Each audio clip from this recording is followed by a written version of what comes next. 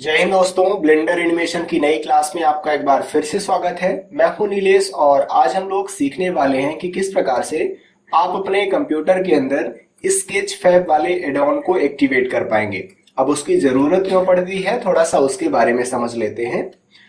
जैसे अगर मैं मिक्सेमो की वेबसाइट पे जाऊं तो यहाँ पे हमें पहले नंबर पे कैरेक्टर का ऑप्शन मिलता है और कुछ लिमिटेड कैरेक्टर हमारे पास रहते हैं। लेकिन अगर मान के चलिए कि आपको बाहर से कोई भी कैरेक्टर चाहिए, दूसरा कैरेक्टर हमें यूज करना है यहाँ पे, तो कैसे हम लोग यहाँ पे उस दूसरे कैरेक्टर को इंपोर्ट कर पाएंगे और डाउनलोड कैसे करेंगे, उसके लिए हम लोग स्केच फैब वाले एडॉन का यूज कर सकते हैं। हालांकि स्केच फैब की वेबसाइट भी है, यहाँ से भी हम लोग अलग अलग प्रकार के डिफरेंट मॉडल डाउनलोड कर सकते हैं। अगर हमें कार का मॉडल चाहिए या फिर किसी भी कैरेक्टर का मॉडल चाहिए तो हम लोग यहाँ से डाउनलोड कर सकते हैं। लेकिन सबसे बढ़िया फायदा यह है कि हम लोग ब्लेंडर में इस स्केच फैब एडॉन को इंस्टॉल कर लें तो वो ज्यादा बेहतर होता है।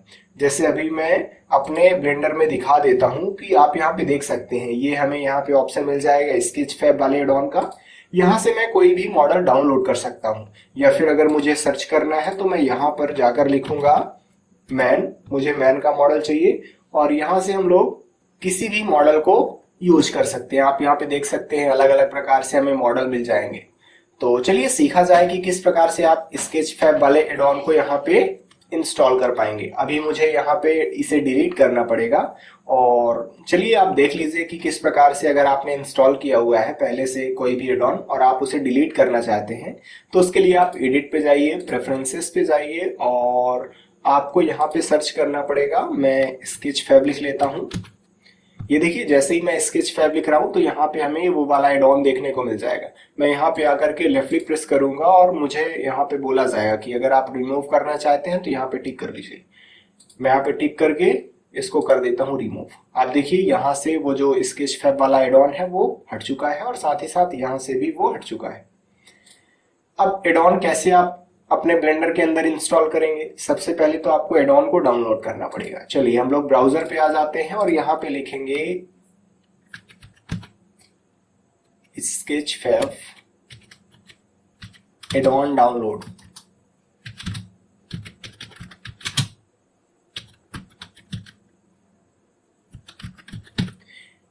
कुछ इस तरीके से आपको यहाँ पे लिख करके सर्च कर लेना है इसको। हमें पहले नंबर पे स्केच फैब की वेबसाइट मिल जाएगी, हम लोग यहाँ पे चले जाएंगे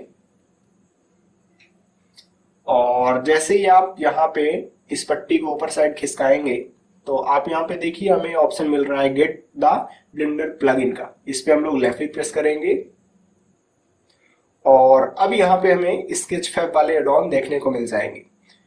यहाँ पे आप डिटेल भी देख सकते हैं कि ये जो एडॉन है वो ब्लेंडर के किस वर्जन में अच्छे से काम करेगा, तो यहाँ पे आप सारी चीजें पढ़ सकते हैं। हालांकि हमें ब्लेंडर 3.6 के लिए चाहिए। अभी जो मैं ब्लेंडर यूज कर रहा हूं उसका वर्जन आप यहाँ पे देख सकते हैं 3.6 है। फिलहाल मैं यहाँ से डाउनलोड कर लेता हूं और आप देखिए यहाँ पे जिप फाइल डाउनलोड हो गई है। अब हम लोग चले जाएंगे अपने ब्लेंडर के अंदर और हमने डाउनलोड कर लिया है। इंस्टॉल कैसे करेंगे अब उस एडॉन को? तो एडिट में जाएंगे, प्रेफरेंसेस में जाएंगे और यहाँ पे आकर के आपको इंस्टॉल पे जाना है। सबसे पहले तो इंस्टॉल हमने किया और अब हमें यहाँ पे सर्च करना है कि कहाँ है एडॉन, कहाँ है। तो आप यहाँ पे देखिए ये अभी हमने डाउनलोड किया हुआ है, ये इंस्टॉल एडॉन पे टिक करेंगे और अब यहाँ पे हमें शो करेगा स्केच फैब प्लगइन वाला ऑप्शन। इसको हम लोग यहाँ से टर्न ऑन कर लेते हैं और जैसे ही यहाँ पे टर्न ऑन करेंगे तो आप यहाँ पे भी देख सकते हैं कि स्केच फैब वाला जो एडॉन है वो अब अच्छे से इंस्टॉल हो गया।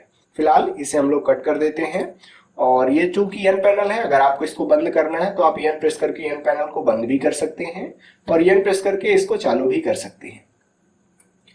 अभी हमें यहाँ पे कुछ भी नहीं चाहिए, मैं ए प्रेस करूंगा, सब कुछ सिलेक्ट हो जाएगा और इन्हें कर देते हैं डिलीट।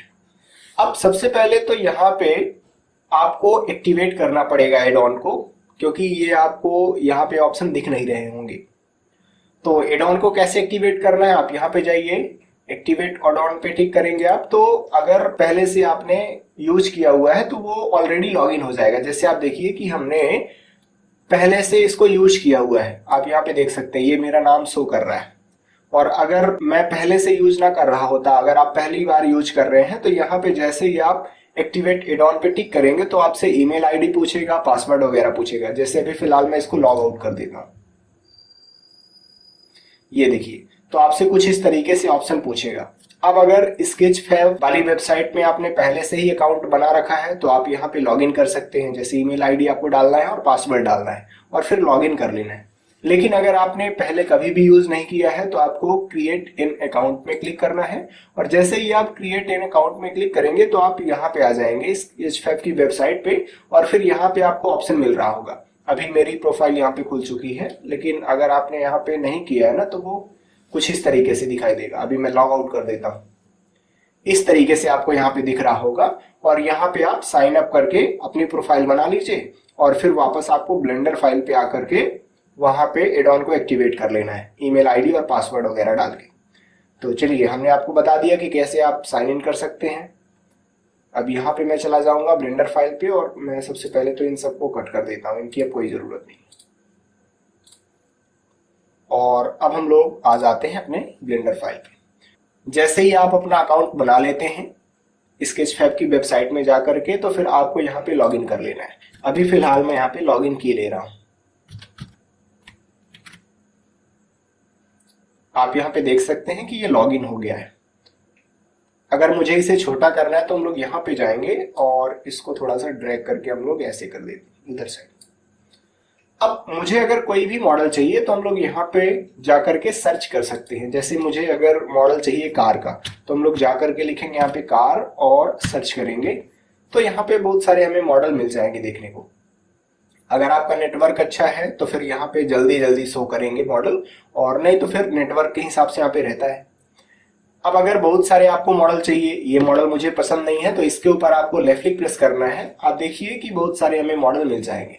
अगर आपको और भी ज्यादा मॉडल देखने हैं तो आप माउस व्हील को रोटेट कीजिए यहाँ पे रह करके, तो आपको और भी मॉडल यहाँ पे देखने को मिल जाएंगे। जैसे मान के चलिए मुझे ये वाला मॉडल डाउनलोड करना है तो इस पे हम लोग एक बार लेफ्ट क्लिक प्रेस करेंगे तो ये वाला मॉडल यहाँ पे आ जाएगा। अब अगर मुझे डाउनलोड करना है तो मैं यहाँ से डाउनलोड कर सकता हूँ। आपको यहाँ पे फाइल साइज भी दिखाया जाएगा कि ये जो कार है वो 32 MB की है और कुछ यहाँ पे इंफॉर्मेशन वगैरह भी दिखाई जाती है कई बार, जैसे वर्टिसेस वगैरह यहाँ पे दिखाई जाती हैं। आप यहाँ पे देख सकते हैं कि इस कार में कितनी वर्टिसेस हैं, कितने फेसेस हैं, तो इसके बारे में भी आप यहाँ पे देख सकते हैं। अगर मान के चलिए आप इसको बड़ा करके देखना चाह रहे हैं कि किस प्रकार से ये कार दिखेगी तो आप यहाँ पे जाइए, इस पे एक बार लेफ्ट क्लिक प्रेस कर दीजिए तो डायरेक्ट आप स्केचफैब की वेबसाइट में चले जाएंगे और अब यहाँ पे आपको वो कार का मॉडल देखने को मिल जाएगा। कुछ इस तरीके से हमारी कार रहेगी। अगर यहाँ पे आपको रोटेट करना है तो आप लेफ्ट क्लिक प्रेस करके इसको रोटेट कर सकते हैं। माउस व्हील को रोटेट करके आप यहाँ पे जूम इन या फिर जूम आउट कर सकते हैं। और माउस व्हील को प्रेस करेंगे अगर आप और माउस को यहाँ वहां मूव करेंगे तो आप देखिए कि ये जो व्यू पोर्ट है ये मूव होने वाला है। तो कुछ इस तरीके से हमारी कार दिखेगी। अगर मुझे डाउनलोड करना है तो हम लोग अब वापस वही ब्लेंडर फाइल पे चले जाएंगे और मुझे यहाँ पे डाउनलोड करना है तो इंपोर्ट मॉडल पे टिक करेंगे। आप यहाँ पे देखिए हमें शो कर रहा है, जहां पे आपका माउस का कर्सर है वो शो करेगा कि कितने % यहाँ पे डाउनलोड हो गया है। आप यहाँ पे देख सकते हैं कि जो कार का मॉडल है वहां पे ये डाउनलोड हो गया है। मैं एन प्रेस करके एन पैनल को बंद कर देता हूं और अगर मैं माउस व्हील को रोटेट करके देखूं तो आप देखिए यहाँ पे ये हमें कार का मॉडल दिख रहा है। लेकिन चूंकि ये जो कार का मॉडल है ये बहुत बड़ा है, इसी वजह से हमें ये दिखाई नहीं पड़ रहा है। अगर आपको इसे छोटा करना है तो आप इन सबको सेलेक्ट रहने दीजिए। अगर आपको भी यही प्रॉब्लम आ रही है, आप यहाँ पे देखिए जब मैं 3D व्यू पोर्ट को रोटेट कर रहा हूँ ना तो ये लाइट गायब होती जा रही है और कार में भी वही प्रॉब्लम आ रही है, कार का आधा हिस्सा गायब हो रहा है। तो ये सब कुछ इस वजह से होता है क्योंकि ये बहुत बड़े ऑब्जेक्ट है। मैं यस प्रेस करके इनको छोटा कर लेता हूँ और नम पीरियड प्रेस करके हम लोग इनके पास में आ जाते हैं। अब आप देखिए यहाँ पे सब कुछ अच्छे से नजर आ रहा है। अगर हमें कलर वगैरह देखना है तो हम लोग मटेरियल प्रीव्यू मोड में चले जाएंगे और अब हम लोग यहाँ पे कलर वगैरह भी देख सकते हैं।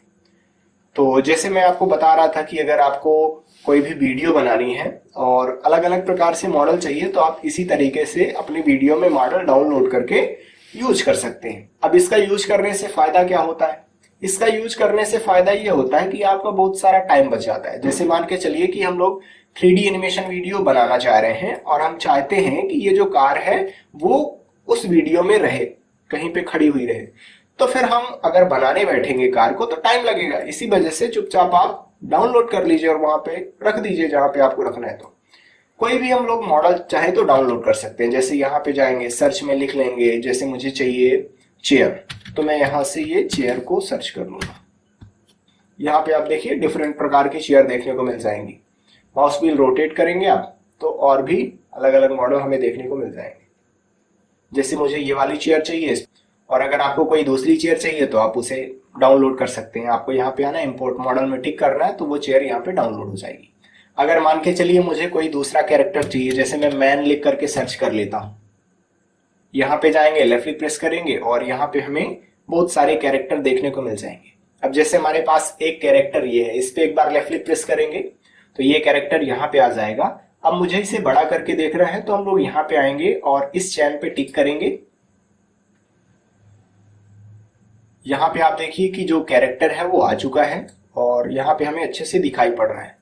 अब जैसे मान के चलिए कि मुझे इस कैरेक्टर को अपनी 3D एनिमेशन वीडियो में यूज करना है, इसे हम एनिमेट करना चाहते हैं, तो सबसे पहले तो अब हमें इसे ले जाना पड़ेगा मिक्सएमो वाले वेबसाइट में और फिर वहां से इसको रिग करना पड़ेगा और फिर हम लोग अपनी 3D एनिमेशन वीडियो में यूज कर पाएंगे।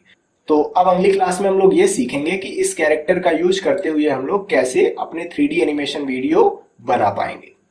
तो चलिए नेक्स्ट क्लास में मिलते हैं। जय हिंद।